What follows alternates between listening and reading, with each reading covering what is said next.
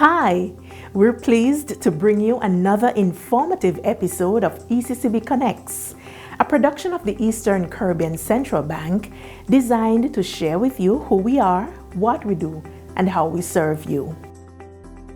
Young people from ECCB member countries continue to shine brightly as interns at the Eastern Caribbean Central Bank. We meet two of the ECCB's Bright Sparks after this message. We have exciting news. ECCB Connects now has a WhatsApp channel. Follow us and stay in the loop with our latest videos, photos, and updates. It's simple. Just search for ECCB Connects in your WhatsApp Updates tab and get connected with all things ECCB.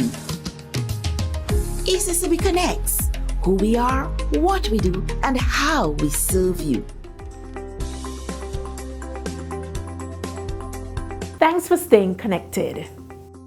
The Eastern Caribbean Central Bank provides the opportunity for students across the Eastern Caribbean Currency Union who are pursuing studies in information technology to gain first-hand experience in a professional IT work environment. Since the ECCB started this Bright Sparks program in 2018, several young people have benefited, gaining valuable hands-on experience to prepare them for the world of work and build key network. Let's meet two of the newest ECCB Bright Sparks and hear how the experience has positioned them for success.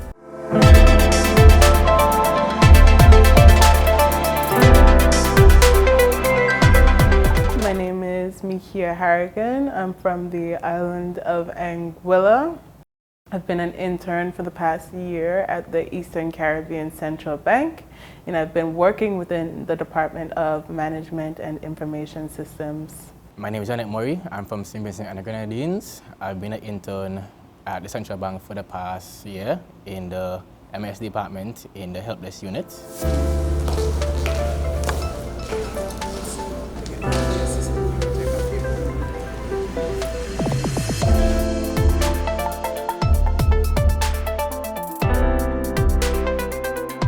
Being at the bank for a year has definitely been transformative and different from an environment that I'm used to.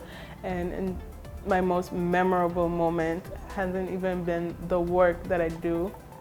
It has been the people. When I came here, I was straight out of school. All of the knowledge that I had was textbook. I did not have any field work experience. So coming here, I had to adapt and to learn to apply what I've learned. And even beyond the textbook, I can count on one hand how many times I've actually used my textbook knowledge. A lot of it was learning from people, learning from the internet. I was forced to troubleshoot computers, build setups, manage the accounts, learn more about different fields other than just help desk, so I can learn how other person's work relate to mine, who I can come to solve a problem as a whole. I know it's a very prestigious environment. When I came in, I saw the buildings. I was like, wow, this looks really good.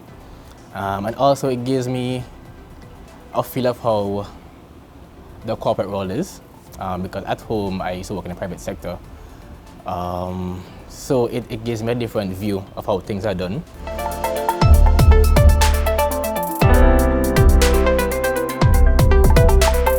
My most memorable part about being an intern here was when we actually had to test some cables and do a mapping of the various switches and so forth. So we accidentally took down one of the networks for the solar panel, and we couldn't remember what cable it was. So I would say that would be my most memorable part, because for me, I like networking, and normally every network engineer would have a story of where they took down a network. And that will be one of my stories, one of many, probably not too many, but one of many. So that was one of my memorable moments in here. The Bright Sparks share their thoughts on artificial intelligence and how it can be used to make work more efficient. AI can be used in the workplace to do a range of things, especially eliminate human error. For example, setting reminders. It could be whether it's a conference call or email reminder. That will help us to eliminate human errors because we forget sometimes to do certain things. So AI can be a very integral part in that aspect of it in the workforce. We get really busy in our day-to-day life. There's a lot of things to do, a lot of things to manage, and a lot of it has to do with thinking of what your next move is going to be, and if any way that AI can alleviate that. Like I brought up the example, sending your next email, drafting your next email, that would definitely speed up the process because you're not sitting at your desk for 5 minutes thinking, how do I say this without having any flaws? How do I come across as the best version of ourselves?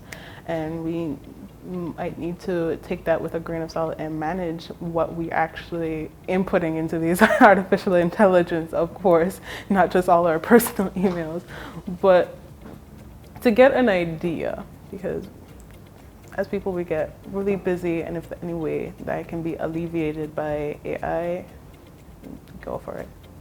And for future interns, the Bright Sparks offer some useful advice to ensure a fruitful internship experience.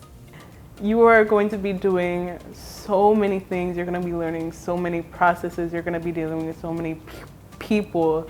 And if you don't remember what you did like last week, you can ask, and these people are very welcoming. You can ask. So take it one day at a time.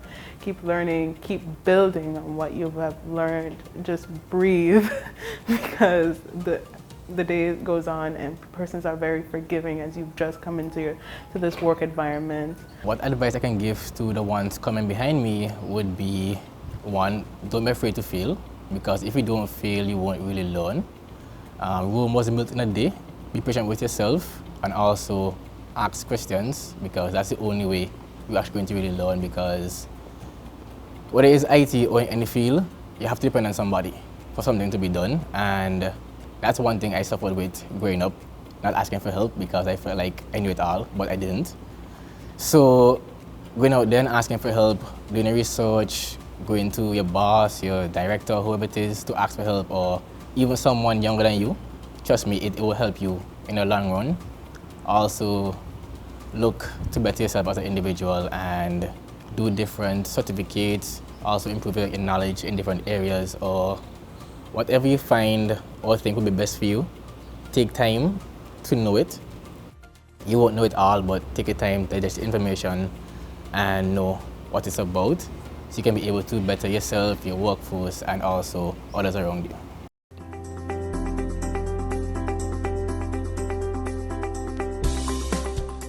And now for this week's financial tip. Remove online payment information. Online shopping has made it easy for us to purchase things.